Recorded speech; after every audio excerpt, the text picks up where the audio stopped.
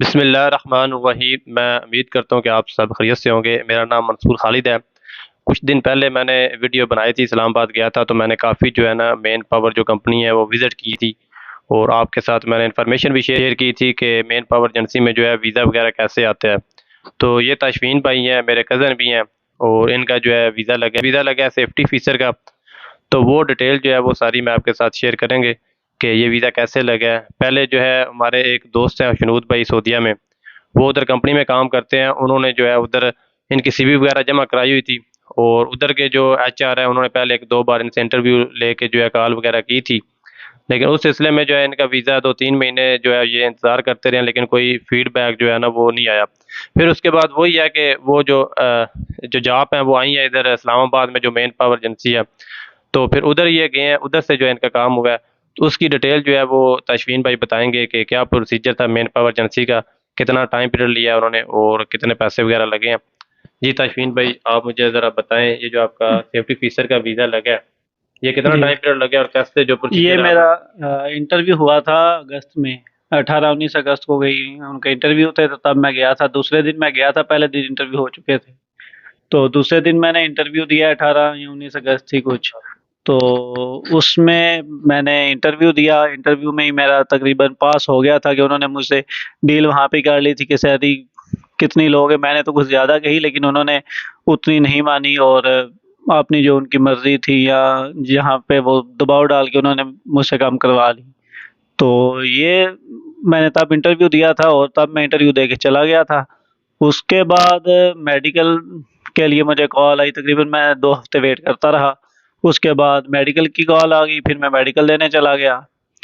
तो मेडिकल दिया तो तभी उन्होंने मुझे कहा भी था कि कुछ एडवांस भी देना है, क्योंकि उन्होंने पैसे भी कुछ तो लेने ही थे एजेंसी वालों ने।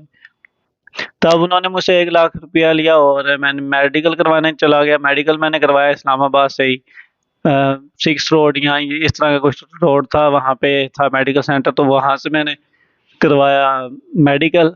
और फिर मैं वहाँ से आ गया। मतलब मैं सरगोदा होता हूँ, तो मुझे हर बार जाना ही पड़ता था। मतलब 12-1 बजे पहुँचता था, और 2-3 घंटे जो काम होता था वो करके मैं वापस आ जाता होता था। तो इस तरह ही मेडिकल देने गया हूँ। उसके बाद बायोमेट्रिक हुई है, एक बार उसके लिए जाना पड़ा कुछ 1-2 हफ्ते बाद। तो वहाँ पे गया हूँ, बायोमेट्रिक करवाई है। वहाँ पे काफ़ी रश था। मतलब मेरा रात शाम के 5-6 बज गए थे, वो 7 बजे बंद होता है। वैसे उसकी ऑफिशियल टाइमिंग 5 बजे है, लेकिन उस दिन मैंने उनसे पूछा तो वो कह रहे थे कि 7 बजे बंद होगा। तो मैं वहाँ से 6 बजे फारिग हुआ कहीं, तो वहाँ से फिर मैं आ गया। उसके बाद बायोमेट्रिक करवा के जब फिर उनको पासपोर्ट मैं दे आया था, तो उन्होंने कराची भेजे कहीं वीज़ा के लिए। तो वो उन्होंने भेज दिए। तो वो फिर उनकी मुझे काफ़ी दिनों बाद रिप्लाई आया। मतलब मैं पूछता रहा उनसे, मतलब 2-3 हफ्ते फिर लग ही जाते थे इतने कुछ तो। तो फिर उन्होंने मुझे बताया कि मेरा वीज़ा लग गया और मैं प्रोटेक्टर करवाने आऊँ। तो फिर मैं गया, तो मैं प्रोटेक्टर करवा के आया हूँ। तो फिर भी अभी वीज़ा उनके पास ही था, फिर पासपोर्ट उनके पास ही था। फिर मैं आ गया हूँ वापस। फिर उन्होंने मुझे टिकट करवाई है। उन्होंने टिकट तो इस तरह ही करवाई है कि 2 दिन बाद मैंने जाना था। मतलब 14 को टिकट हुई है, 17 को मैंने जाना था। मतलब इस तरह मुझे उन्होंने बताया, तो ना कुछ तैयारी हो सकी ना कुछ हो सका। फिर एक दिन तो 14 को उन्होंने बताया, 15 को मैं उनके पास गया हूँ। पासपोर्ट वगैरह, टिकट वगैरह, और जो चीज़ें लेनी थी उनसे ले ली हैं, कुछ मालूमात लेनी थी वो ले ली, और इस तरह मैं वहाँ से आ गया। तो अब मेरा वीज़ा लगा हुआ है। आज मैं जा रहा हूँ वहाँ पे सऊदी अरेबिया में। मेरा सेफ्टी ऑफिसर का वीज़ा है। कंपनी है, ऑपरेशन कंपनी है वहाँ पे, तो इसका ये वीज़ा है। अच्छा, ये जो वीज़ा इनका लगा है ना, ये सेफ्टी फीसर का वीज़ा नहीं लगा हुआ, इधर इन्होंने वर्क वीज़ा ही लगाया हुआ है, 3 महीने का वीज़ा है। तो बाकी ये जो इन्होंने हमें एक एग्रीमेंट दिया हुआ है, ये एग्रीमेंट है। और इस पे जो है इन्होंने जो पोजीशन लिखी हुई है वो सेफ्टी फीसर की लिखी हुई है, लेकिन पासपोर्ट पे जो इनका वीज़ा लगाया हुआ है तो वो जो है वो सेफ्टी वर्क वर्क वीज़ा है, सिर्फ सेफ्टी फीसर का नहीं है। तो इसमें थोड़ा सा हमें डाउट था कि ये ऐसा क्यों हुआ है। तो वो फिर ये है कि हमारा जो दोस्त है वो भी 5-6 साल से उधर काम कर रहा है, तो उसने भी जो है हमें थोड़ा सेटिस्फाइड किया। उसने बोला है कि ये जो है उधर आगे आगे जो है वीज़ा चेंज कर देंगे। इधर इधर से भी हमने पूछा है कि ऐसा क्यों है, ये वर्क वीज़ा क्यों लगाया आपने, क्योंकि जब वो इंटरव्यू के टाइम आए थे उन्होंने सब जो सवाल जवाब है वो सारे सेफ्टी फीसर के मतलब किए थे, क्योंकि ये सेफ्टी फीसर की तरफ से और जा रहे हैं। मैं थोड़ा इंटरव्यू के बारे में भी इनको बता दूं कि इंटरव्यू उन्होंने मुझसे लिया। मतलब पहले भी ले चुके थे ऑनलाइन वगैरह भी। हाँ जी, जी जी, वो सऊदीया से ही थे, अरबी थे, था अलग एक बंदा था, वो पाकिस्तानी था, मेरा ख्याल है, यहाँ इंडियन होगा, पाकिस्तानी था मेरा जो ख्याल है। तो वो उर्दू भी बोल लेता था, इंग्लिश भी। उसने फिर मेरे से थोड़ा सेफ्टी फीचर के बारे में इंटरव्यू लिया, फिर उसने मुझसे रिटर्न भी वहाँ पे ही, मुझे पे ही दे के वहाँ पे ही बिठा के रिटर्न भी लिया।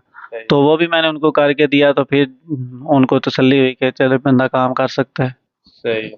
हमें सिर्फ थोड़ा सा मुतमिन इसलिए है कि हमारा उधर आदमी जो है, हमारा दोस्त है हशनूद, वो तकरीबन 5 साल से काम कर रहा है कंपनी में, तो उसके बकौल के कंपनी बहुत अच्छी है, तो इसलिए हम मुतमिन है कि इंशाल्लाह उम्मीद है कि कंपनी जो है उधर जाके आगे जो है वीज़ा वो कन्वर्ट कर देंगी, क्योंकि इधर इन्होंने बोला है कि इस तरह जो है वीज़े की वो एक्सपेंस जो है वो कंपनी के ज़्यादा आते हैं, लेकिन जब आदमी उधर चला जाता है तो उधर फिर जो है वो इसका जो मैन है वो चेंज कर देते हैं सेफ्टी फीचर में। तो बाकी ये इनका जो इधर मेन पावर एजेंसी है वो अल हादी प्लेसमेंट सर्विस है, जिधर जो है इनकी जॉब वगैरह आई थी, ये मेन पावर इस्लामाबाद में ही है।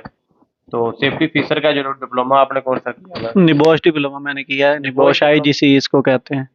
ये कितनी कास्ट आती है, कितना टाइम पीरियड का डिप्लोमा है? टाइम पीरियड तो इसका 2 मंथ टाइम पीरियड होता है, मतलब उसमें भी आपने 80 घंटे पढ़ना होता है। 80 घंटे पढ़ के आप इस काबिल हो जाते हैं कि आप एग्जाम दे सकते हैं। लेकिन ये है कि अगर शॉर्ट टर्म अगर कोई आदमी जो है वो जॉब करना चाहे, अगर उसका इंटरमीडिएट है, तो आप जो है ना ये निबोश का डिप्लोमा कर सकते हैं। ये 80 आवर का डिप्लोमा है, और उसके बाद आपने टेस्ट देना होता है। टोटल जो कास्ट है वो 1 लाख है। तो इसके बिहाफ पे जो है आपको जो है वो जॉब वगैरह मिल जाती है।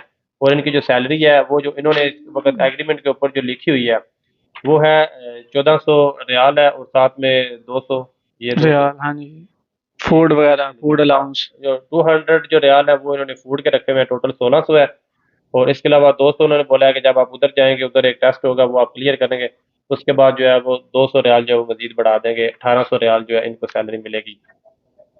तो दूसरा ये है कि जो मैंने जब मैंने विजिट किए थे मेन पावर एजेंसी, तो उस वक्त मेरी एक जो हमारे अपने कस्टमर ही हैं जिनको मैंने बहरीन का वीज़ा दिया था, तो उन्होंने भी मुझे बोला था कि सेफ्टी फीसर का जो है ना इधर से फ्रेश आदमी लेते हैं। बाकी जो भी मैंने देखी है फील्ड वगैरह, हर फील्ड वाला जो है वो कहते हैं कि आपका एक्सपीरियंस होना चाहिए, लेकिन सेफ्टी फीसर का जो है फ्रेश आदमी लेते हैं। वो इसलिए मेरा ख्याल है, जो मैंने सर्च किया वो इसलिए लेते हैं कि उधर जो है रिक्वायरमेंट होती है गवर्नमेंट की कि आपने इतने लोगों के ऊपर जो है एक सेफ्टी फीसर जो है वो रखना रखना होता है।